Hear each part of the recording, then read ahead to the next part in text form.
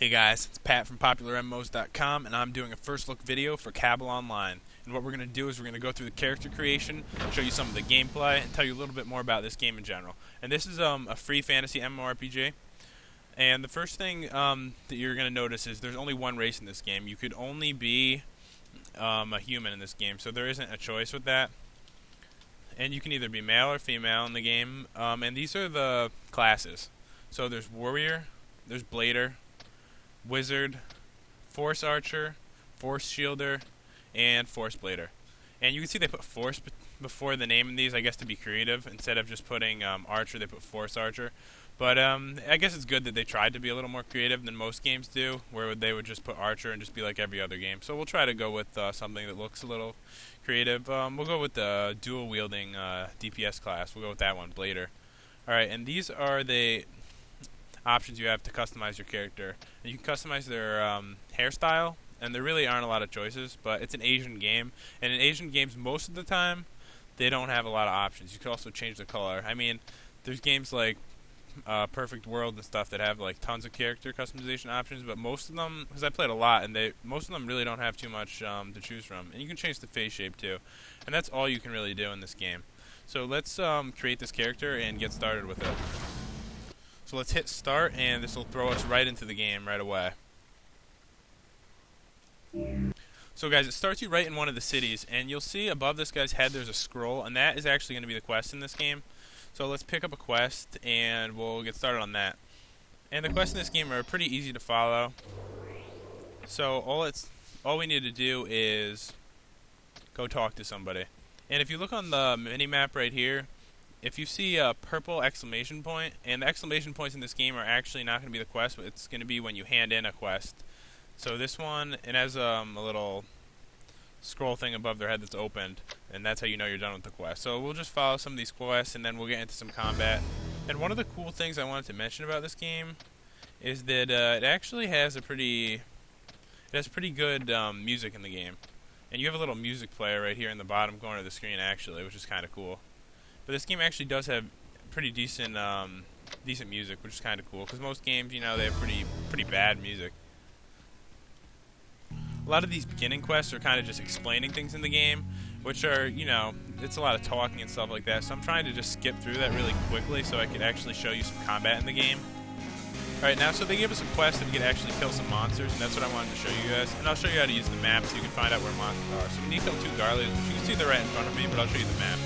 In the map, it has a little X, and that's around the area that most of those monsters are going to be. And this game really isn't that big. These are all the zones in the game, but the zones really don't take long to walk for us. Like, for example, this zone, I could probably walk all the way from the top to the bottom of it in like 1 minute. So the zones really aren't big. The game isn't that big, which is kind of surprising since the level cap in this game is something ridiculous. It's like 200 or something. So let's try out a little bit of the combat in the game. And the combat is pretty simple. You know, you have an action bar.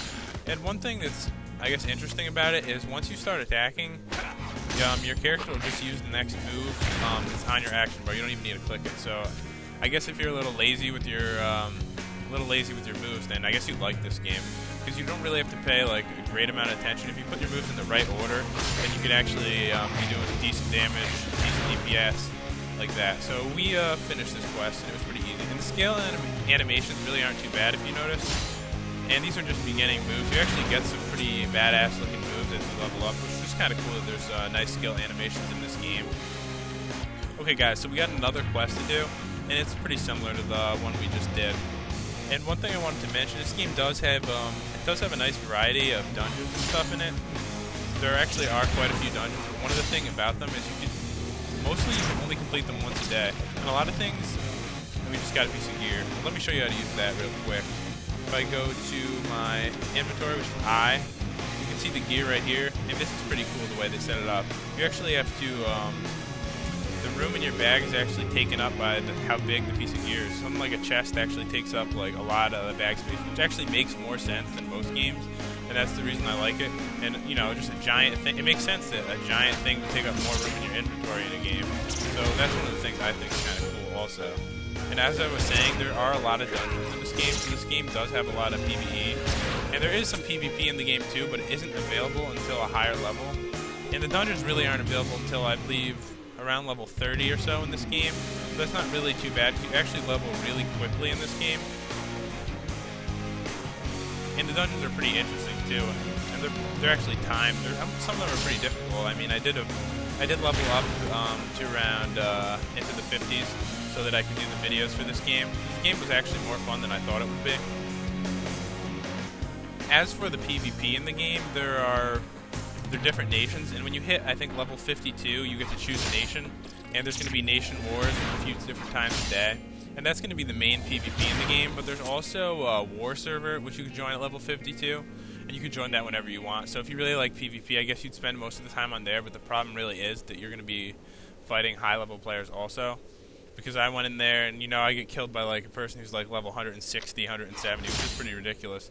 I mean, they should really make more servers and have it divided by levels better or something like that.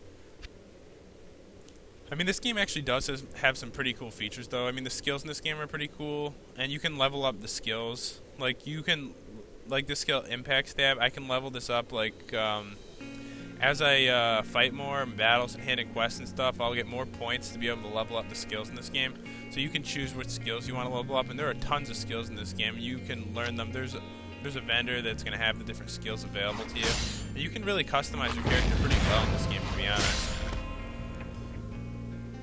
If you go to your menu and you go to skills, go to sword or something like that, right now I can only have 3 different moves, main moves to use, but as you gain levels, this is going to go up further. And if you see right here, it says sword experience, and I've already gained 2 sword skill points, so I could, like, level up these moves and improve them. So now this move does more damage than it did before. And you're also going to get magic moves, even as a person like this is going to get some magic moves. And upgrade moves, and these are kind of going to be like upgrading your hit points and magic points, stuff like that. And you also get some interesting things. You get, like, these battle mode, combo skills, and aura mode. They're going to be like special skills you can only use some of the time that are going to really improve your character. And they're going to be real helpful in stuff like dungeons when you're really on a time constraint, because they are timed, a lot of the dungeons in this game. And there is a combo system to the fighting in this game, but it doesn't start at this level. When you get higher and you unlock the combos, which is in like the 40s, there's actually a pretty interesting combo skill, and it is actually pretty difficult to do, and actually makes the combat a little bit more interesting. So anyway, guys, this game does have some pretty interesting features and stuff, and I'm going to be showing those in my features video that I'll be putting up pretty soon. So I hope you guys like this video. Subscribe to my channel and check out PopularMMOs.com. See you guys.